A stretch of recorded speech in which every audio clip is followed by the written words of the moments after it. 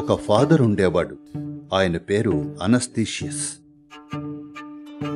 ఆయన దగ్గర ఓ పవిత్ర గ్రంథం ఉండేది. ఓల్డ్ టెస్టిమెంట్ ఇంకా న్యూ టెస్టిమెంట్ కలిపి అందంగా బైండింగ్ చేసింది. మంచి పుస్తకం, చక్కగా చేసిన పుస్తకం. ఆయనకదంటే చాలా ఇష్టం. ప్రతిరోజు ప్రార్థనలోనూ ఆధ్యాత్మిక జీవితంలోనూ ఆయన దాన్ని ఉపయోగించేవారు. ఓ రోజున ఒక సన్యాసి ఆయన గదిలోకి వచ్చి ఈ అందమైన పుస్తకాన్ని చూసి ఫాదర్ లేనప్పుడు ఆ పుస్తకాన్ని తీసుకుని వెళ్ళిపోయాడు. ఈ పుస్తకాన్ని అమ్మేద్దామనుకుని తాకట్టు పెట్టుకునే కొట్టుకు వెళ్ళాడు. అక్కడికి వెళ్ళి, ఇది చక్కటి పుస్తకం, దీన్ని అమ్మాలనుకుంటున్నాను అన్నాడు. ఆ కాలపు రోజుల ప్రకారం 18 కాసులకు అమ్మాలనుకుంటున్నాను అన్నాడు. అతను పుస్తకాన్ని చూసి, పుస్తకం బానే ఉంది, కానీ నేను చెక్ చేసుకోవాలి. నువ్వు రేపురా, నేను 18 ఇవ్వగలనో లేదో చెప్తాను అన్నాడు. సరే అన్నాడు. షాప్ అతను ఈ పుస్తకాన్ని అనస్థీషియస్ దగ్గరకు తీసుకెళ్ళి, ఫాదర్, ఎవరో నా దగ్గరికి పుస్తకం తీసుకొచ్చారు, దీనికి నేను ఎంత వెల కట్టొచ్చు? అతను 18 కాసులు అడుగుతున్నాడు అన్నాడు. అనస్థీషియస్ ఆ పుస్తకాన్ని చూశాడు. అది తన పుస్తకం. 18 అంటే నీకు లాభమే, ఇది ఇంకా ఎక్కువ ఖరీదు చేస్తుంది అన్నాడు. ఆ మనిషి థ్యాంక్ యూ ఫాదర్ అని ఆ పుస్తకం తీసుకుని వెళ్ళిపోయాడు. ఆ మరుసటి రోజు ఆ సన్యాసి డబ్బులు తీసుకునేందుకు వెళ్ళాడు. షాప్ అతను, సరే 18 ఇవ్వడానికి సిద్ధమే, నేను ఫాదర్ అనస్థీషియస్ని అడిగాను, దీనికి 18 ఇవ్వొచ్చన్నారు అన్నాడు. ఆ సన్యాసి బిగుసుకుపోయాడు. ఏమిటి, ఫాదర్ అనస్థీషియస్ని అడిగావా? అవును. ఇంకేమన్నారు? ఇది మంచి పుస్తకం, 18కి కొనొచ్చు అన్నారు అన్నాడు. ఇంకేం అనలేదా? ఇంకేం అనలేదు. అప్పుడు ఆ సన్యాసి, నేను ఈ పుస్తకం అమ్మదలుచుకోవట్లేదు, దాన్ని నాకిచ్చేయి అని దాన్ని తీసుకుని తిరిగి ఫాదర్ దగ్గరకు వెళ్ళాడు. అతను, నేను ఈ పుస్తకం తీసుకున్నాను, అది మీ దగ్గరకు వచ్చినా కానీ మీరు ఏమీ అనలేదు, మీరు దాన్ని తీసేసుకుని ఉండొచ్చు, అది మీ పుస్తకం అన్నాడు. ఫాదర్, చింతించకు నాయనా, ఇది నీకు నా బహుమతి, పర్లేదు తీసుకో, తీసుకుని వెళ్ళు. దాని అవసరం నాకంటే నీకే ఎక్కువగా ఉన్నట్టుంది, నాకది అవసరమే, కానీ నేను ఇంకో కాపీ తెచ్చుకోగలను, కానీ నీకిది ఎంతో విలువైందిలా ఉంది, నువ్వే దీన్ని తీసుకో అన్నాడు. ఇక అతను కరిగిపోయాడు. ఆ తర్వాత జీవితాంతం ఆయన వద్దే సేవ చేసుకుంటూ ఉండిపోయాడు.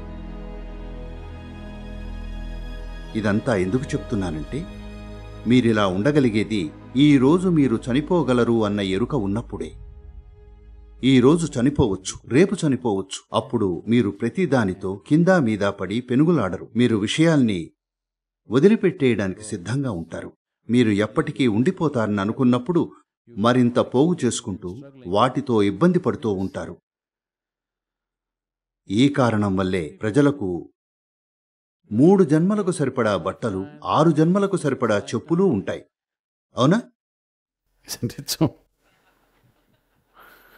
అంటే మీరు మళ్ళీ 6 సార్లు వద్దామని నిర్ణయించుకున్నారన్నమాట, కనీసం ఆ చెప్పులు వాడడానికి. చెప్పులు వృధా కాకూడదు కదా. చాలామంది ఆలోచన, సాధారణంగా ప్రపంచంలో ప్రజలు ఏం నమ్ముతారంటే, వాళ్ళు నిద్రలో మరణిస్తే అది గొప్ప వరం అనుకుంటారు. ఎంతటి ఘోరమైన కోరిక! ఎరుక లేకుండా పోవాలనుకుంటున్నారా? మీకు అంత భయం కాబట్టి మెలకువగా ఉన్నప్పుడు కంటే నిద్రలో పోవడం మేలనుకుంటున్నారు. నేను మీరు పూర్తి ఎరుకతో పోవాలని కోరుకుంటున్నా. ఎలా పోవాలి అన్న ఈ ప్రక్రియ అంతా,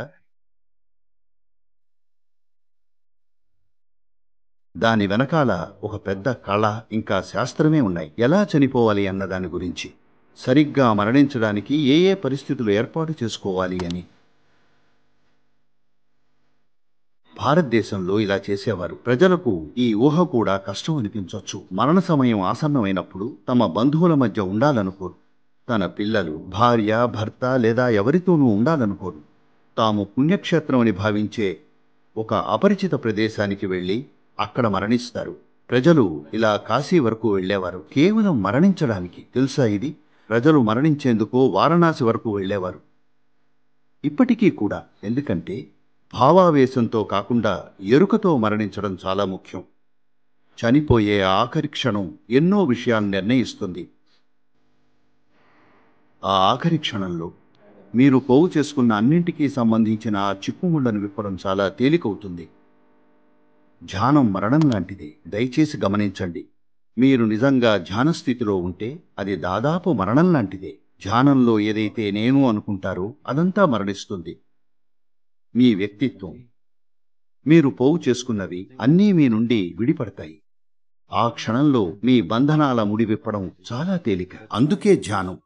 అయితే మీరు ధ్యానం చేయకపోతే కనీసం మీకు అందించబడిన మరణమనే ఈ సహజమైన ప్రక్రియను ఉపయోగించుకోవాలి. అవునా? ఎవరైతే ధ్యానం చేస్తారో వారు ఎరుకతో జీవితంలోని ప్రతి క్షణం మరణించడానికి సిద్ధంగా ఉంటారు. అందుకే ధ్యానంలోకి వెళతారు. తద్వారా నిరంతరం తన ఉనికి తాలూకు అనిత్యతను గురించిన ఎరుక ఉంటుంది. తనలో అహంకారం, మూర్ఖత్వం కలగకుండా ఉంటాయి. ఒకవేళ రేపు చనిపోతారని మీకు తెలిస్తే ఉన్నట్టుండి మీరే చూస్తారు. మీకు కోపం ఉండదు, పశ్చాత్తాపం ఉండదు, ద్వేషం ఉండదు, ఎవరి పట్ల ఈర్ష్య ఉండదు. మీరు ఎంతో ప్రేమగా, సున్నితంగా అవుతారు. అవునా? అవుతారు. మీరు రేపు చనిపోవడం లేదని మీకెవరైనా చెప్పారా? Who gave you a guarantee that you'll not die tomorrow? మీరు రేపు చనిపోరు అన్న గ్యారంటీ ఎవరిచ్చారు? అవునా? ఎవరైనా మీకు గ్యారంటీ కార్డు ఇచ్చారా మీరు రేపు చనిపోరని? అలాంటి గ్యారంటీ ఏమీ లేదు. అవునా? తెలివైన వారు ఈ ఎరుకతో జీవిస్తారు. అది ఇవాళే జరగచ్చు అని. రేపటిదాకా ఎందుకు?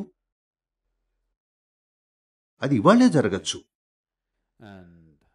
ఇలాంటి ఎరుకతో ఉన్నప్పుడు మీరు జీవితాన్ని నిండుగా జీవిస్తారు, సంపూర్ణంగా. జీవితం అనేది ఎంతో చిన్నది. నిరంతరం ఈ ఎరుకలో ఉంటే మీరు పూర్తి సజీవంగా ఉంటారు. మీరు శాశ్వతంగా ఇక్కడే ఉండిపోతారనుకుంటున్నప్పుడు మూర్ఖమైన జీవితం గడుపుతారు. ఎందుకంటే మీరెప్పుడూ రేపు చూద్దాంలే అనుకుంటారు. అవునా? శాంభవి ఎప్పుడు చెయ్యాలి? రేపు.